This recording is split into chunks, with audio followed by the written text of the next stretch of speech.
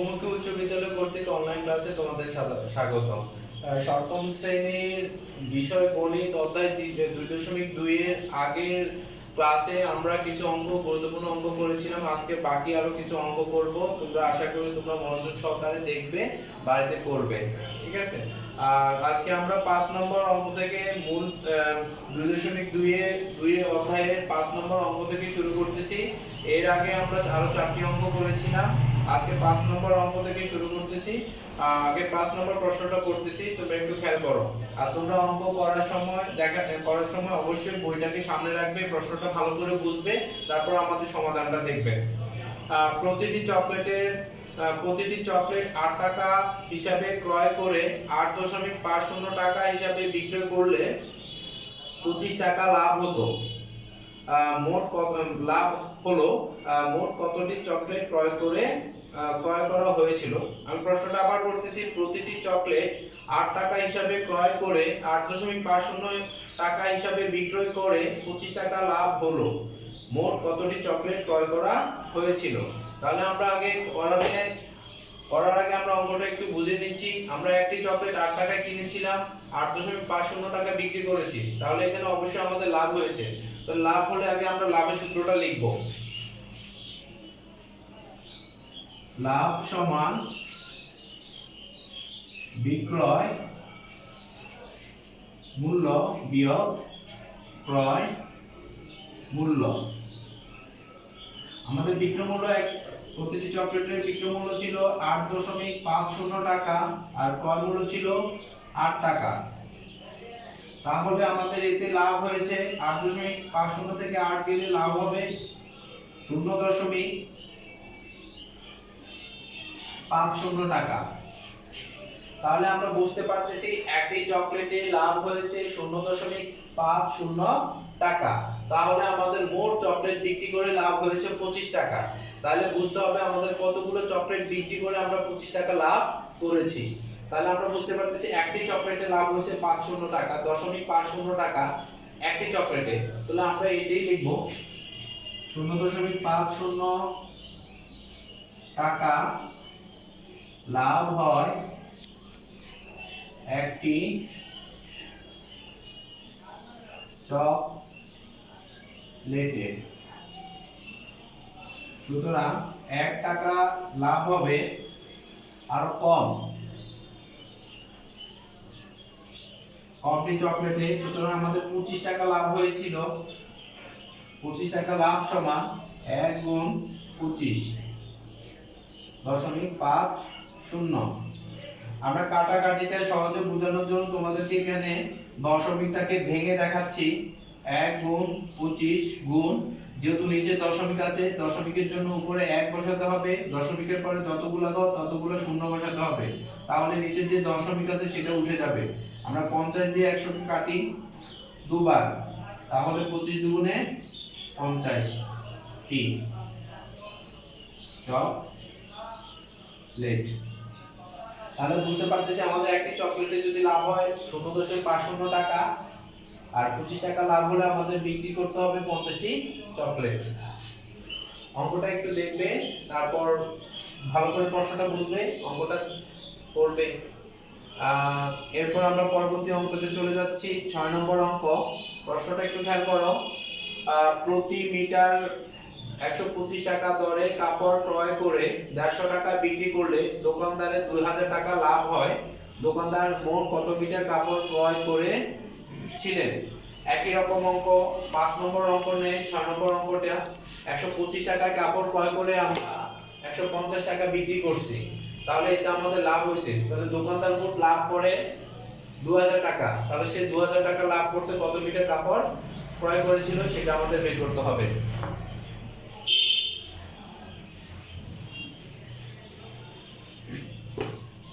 এর আগে বলেছি যে 5 নম্বর অঙ্ক 6 নম্বর অঙ্কের মতো, এই জন্য আমরা লাভের সূত্রটা রেখে দিয়েছি। লাভের সূত্রটা হচ্ছে বিক্রয় মূল্য বিয়োগ ক্রয় মূল্য। আমরা 6 নম্বর অঙ্কের কাপড়ের কথা বলেছিল। একটি কাপড়ের ক্রয় মূল্য ছিল, বিক্রয় মূল্য ছিল 150 টাকা, ক্রয় মূল্য ছিল 125 টাকা। তাহলে আমাদের এতে লাভ হয়েছে 25 টাকা। তাহলে আমাদের একটি কাপড়ের লাভ হয়েছিল 25 টাকা 1 মিটার কাপড়ে। হ্যাঁ, 1 মিটার কাপড়ে লাভ হয়েছে 25 টাকা। তাহলে আমরা লাভ করেছি 2000 টাকা। তাহলে 2000 টাকা লাভ করতে কত মিটার কাপড় ক্রয় করেছি সেটা আমরা বের করব।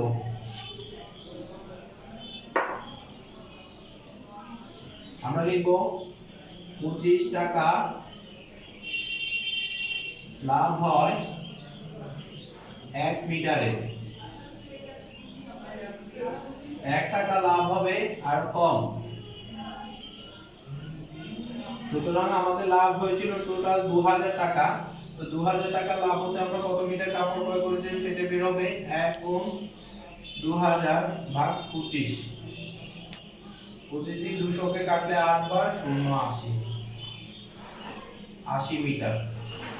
তাহলে আমাদের 2000 টাকা লাভ করতে মোট কাপড় ক্রয় করতে হয়েছিল 80 মিটার কাপড়। আমাদের উত্তর 80 মিটার।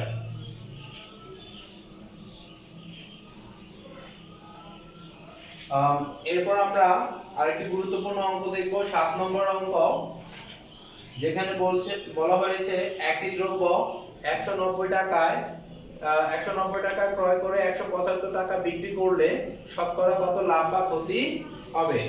আমরা একটু প্রশ্নটা একটু ভালো করে খেয়াল করি। প্রশ্নতে বলা হয়েছে একটি দ্রব্যের দাম 190 টাকা, 190 টাকায় ক্রয় করে 175 টাকা বিক্রি করলাম। তাহলে বোঝা যাচ্ছে 190 টাকার জিনিস 175 টাকা বিক্রি করলে ক্ষতি হবে। তাহলে এখানে ক্ষতির সূত্র ব্যবহার করতে হবে। আর বলা হয়েছে শতকরা কত লাভ বা ক্ষতি হবে। যেহেতু শতকরার কথা বলা আছে তাহলে বুঝতে হবে 100।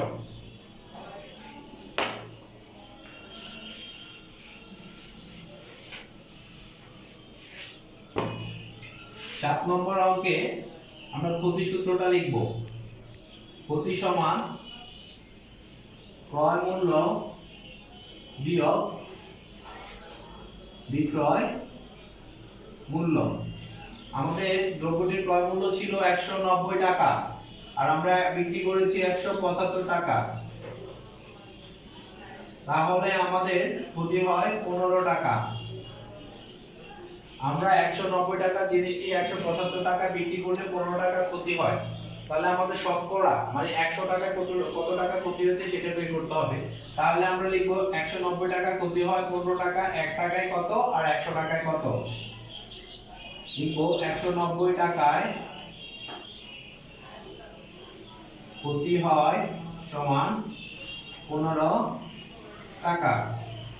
1 টাকায় ক্ষতি হয় সমান 15 ভাগের 190 টাকা।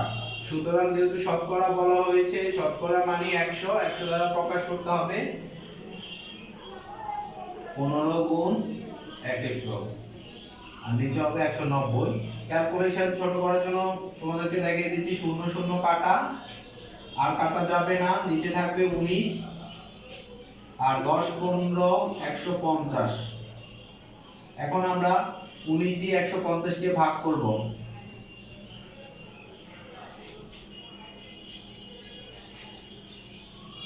19 দিয়ে যদি 150 কে ভাগ করি তাহলে 19 এর নামটা 150 এর ভিতরে 7 বাদ যাবে।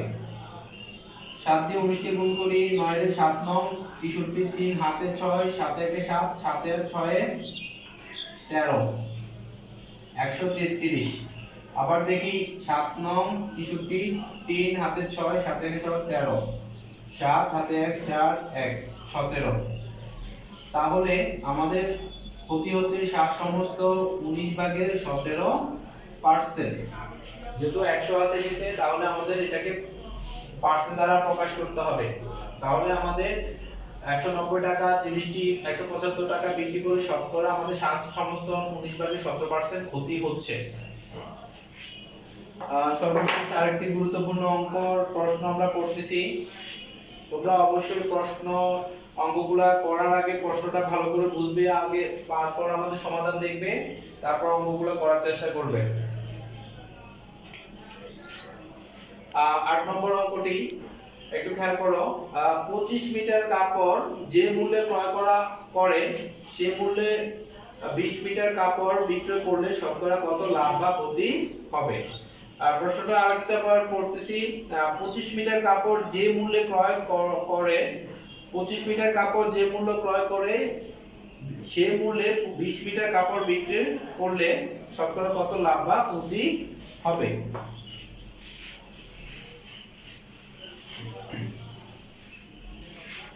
8 নম্বর অঙ্কটা আমি বুঝিয়ে দিচ্ছি। 8 নম্বর প্রশ্নটাতে বলতে চাচ্ছে 25 মিটার কাপড় আমরা যে টাকায় কিনেছিলাম 20 মিটার কাপড় ওই মূল্যে বিক্রি করলে আমাদের শতকরা কত লাভ বা ক্ষতি হবে। তো আমরা তো জানি না 25 মিটার কাপড় আমরা কত টাকায় ক্রয় করেছিলাম। ধরি 25 মিটার কাপড়ের ক্রয় মূল্য 100 টাকা। সুতরাং আমাদেরকে আসলে যেটা বলতে চাচ্ছে বা বোঝাতে চাইছে প্রশ্নটাতে সেটা হচ্ছে যে 25 মিটার কাপড় আমরা যে মূল্যে ক্রয় করেছিলাম সেই মূল্যে আমরা 20 মিটার কাপড় বিক্রি করেছিলাম। তাহলে আমরা লিখব সুতরাং 20 মিটার কাপড়ের বিক্রয় মূল্য 100 টাকা। আরেকবার ক্লিয়ার করতেছি, আমরা কেনার সময় 25 মিটার কাপড় কিনছিলাম 100 টাকায়, বিক্রি করার সময় আমরা 20 মিটার কাপড় বিক্রি করছিলাম ওই 100 টাকায়।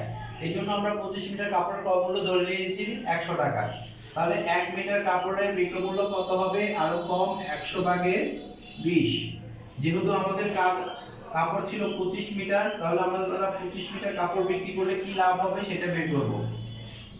25 মিটার কাপড়ের বিক্রয় মূল্য 100 গুণ 25, 20 দিয়ে 100 কে ভাগ করলে 5 বার, আমাদের 5 25 125। তাহলে দেখো আমরা 20 মিটার 25 মিটার কাপড় কিনেছিলাম 100 টাকায়, এই 25 মিটার কাপড় পরে বিক্রি করছিলাম 125 টাকায়। তাহলে অবশ্যই আমাদের লাভ হয়েছে। সুতরাং আমরা লিখব শতকরা লাভ সমান 125 বিয়োগ আমাদের কয় মূল্য ছিল 100 টাকা। যেহেতু আমরা শতকরা লিখেছি 125 থেকে 100 গেলে থাকবে 25, উত্তর গিয়ে সেটাকে পার্সেন্টে দেখাতে হবে। তাহলে আমাদের কাপড়ে শতকরা লাভ হয়েছে 25%।